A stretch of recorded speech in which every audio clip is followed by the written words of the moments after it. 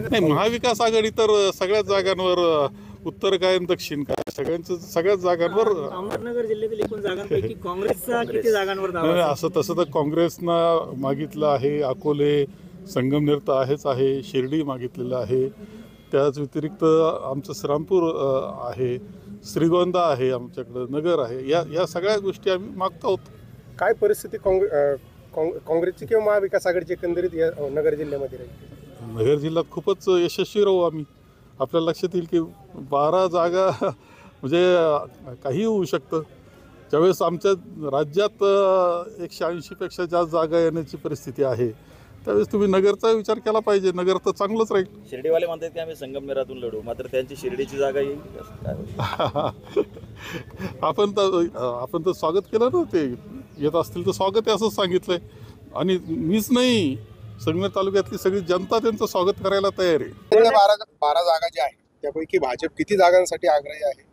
अजून जागा वाटप ठरलेलं नाही आहे. आता ज्या तिन्ही पक्षाचे नेते बसत आहेत, पण अधिकाधिक जागा भारतीय जनता पक्षाला मिळाव्यात असा आमचा आग्रह आहे. की जिल्ह्यातल्या 12च्या 12 जागा आम्ही जिंकणार म्हणून. मला तेच म्हणजे कोणतं स्वप्न आहे ते मला माहीत नाही. अगोदर त्यांना स्वतः निवडून येण्याचं खरं म्हणजे त्यांनी येण्यासाठी प्रयत्न केले पाहिजे.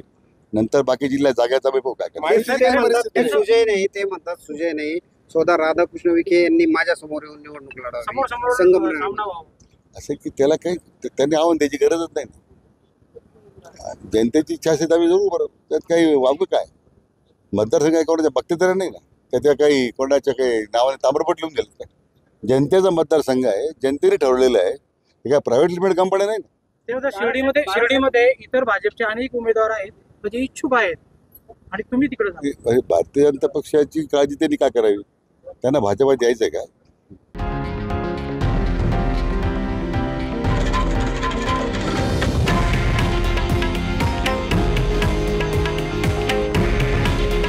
हे आहे देशातील नंबर 1 न्यूज नेटवर्क आणि आपण पाहत आहात TV9 मराठी. काळजी तुमची, हित महाराष्ट्राचं.